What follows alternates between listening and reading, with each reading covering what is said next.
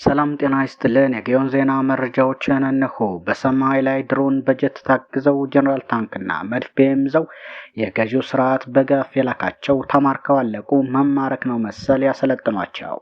ወደ ፔርሙዶ አደጋ ዳሞት ወረዳ በ3 ኮር በአንድ ክፍለ ጦር ሜካናይዝድ በ4 ጀነራልና በ7 ኮሎኔል እንዲሁም በበርካታ መስመራዊ መኮንኖች በ5 አቅጣጫ ተግተልትሎ የገባው የአብይ አህመድ ጡት ቆራጭ ሰራዊት ፋኖን ደምስሻለሁ አስርቻለሁ በማለት የተለመደ ፕሮፓጋንዳውን ለመንዛትና የደረሰበትን ሽንፈት ለማድበስበስ አይኑን በጨዋጡ ሀፍረቱን ለመሸሸግ ከሐሙስ ገበያ ወደ ጫት ወርካ ቀበሌ ለአሰሳ ብሎ የላካትን አንድ ሬጅመንት በመድፈኞቹ ሙሉ በሙሉ ተደምስሳለች። እድሉ የገጠማቸው ደግሞ በህይወት ተማርከዋል። ወደ ደጋዳሞት ደባይና ስናንጮቄን አካባቢ የገባውን ኃይል በአንዳንድ ቦታ በተጠና መልኩ እየቆረጡ መደምሰሱ ቀጥሏል። የቴዎድሮስ ወታደራዊ አዛዦች ጠላት ያቀደውን ውጊያ ካውንተር ፕላን በማዘጋጀት ውጊያውን ለ6ኛ ቀን እየመሩ ይገኛሉ።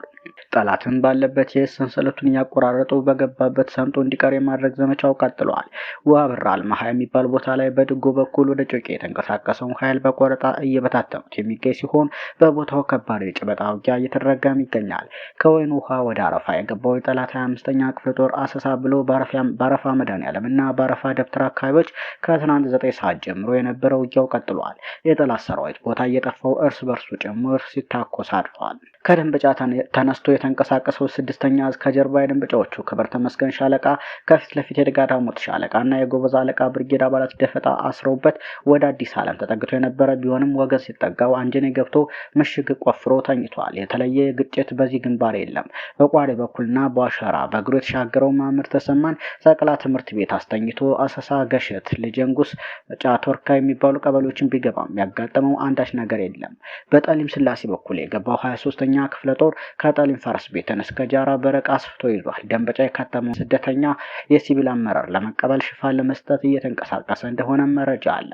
ከአማኑኤል ወደ ደጋሰኝ የተንቀሳቀሰው 26ኛ ክፍለ ጦር ከደጋሰኝ ወደ ተማመን የሚባል ቦታ ሞርተር እየተኮሰ ይገኛል። የስናን አባጅሜ ሻለቆችም ቦታቸውን ይዘው እየጠበቁት ይገኛሉ። ከደንበጫ ወደ ገሊላና ዋዳን የተንቀሳቀሰው የጠላት ኃይል አድማ ብተና ጨምረው ገሊላ ላይ በመሆን የደንበጫ ጀግኖች ይገኝበታል የተባለውን ዋዳን አካባቢ በተደጋጋሚ ሞርተር እየወረወረ ይገኛል። ደባይ ጠላት ግን ወረዳ ቁይ ከተማ ያለው የ75ኛ ክፍለ ጦር ከተማው ላይ በመሆን ወደ ገጠር በተፈቀደ ሞርተር እየተኮሰ ይገኛል። ደባይ ጀግኖች ለጨበጣ መስተንግዶ ሊሰጡት እየጠበቁት ይገኛሉ። በቤምና ሞርተር የዘፈቀደ ተኩስ ምክንያት በአርሶ አደሮች መኖሪያ ቤትና ንጹሃን ላይ ከደረሰ የውድመት እና የሞት አደጋ ውጭ በወገን ላይ የደረሰ አንዳች ጉዳት የለም።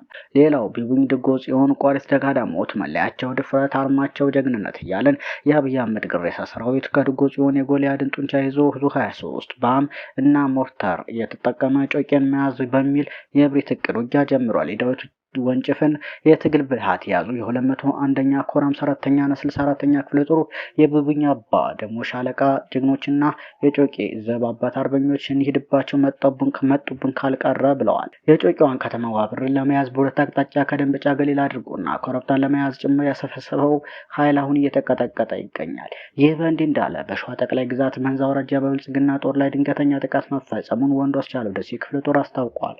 የአፋብሽ ሸዋ ጠቅላይ ግዛት አሳምነው መሐመድ ቢሆነ ኮር ወንዱ አስቻለው ደሴ ክፍለ ጦር በብልጽግና ጥምር ጦር ላይ በቀን 11ኛው ወር 2018 ዓ.ም መብረቃዊ እርምጃ ወስደዋል። ኮሩ ከግንባር ባደረሰ መረጃ መሰረት የወንዱ አስቻለው ደሴ ክፍለ ጦር 3ኛ ሻለቃ ቃኞች ከሞላሊ ወደ መሃል ሜዳ በመንቀሳቀስ ላይ በነበረው የብልጽግና ኮማንዶ ጦር ላይ አግቦ በተባለ ስፍራ ሲሆን በተጠና ወታደራዊ ስልት በተመራው ድንገተኛ ወታደራዊ እርምጃ በጠላት ኃይል ላይ ከፍተኛ ሙትና ቁስለኛ ማድረስ መቻሉን የኮር ሚዲያ ኮሙኒኬሽን ገልጿል። ሰሞነኛ መረጃዎች እነኝን ይመስሉ ነበር።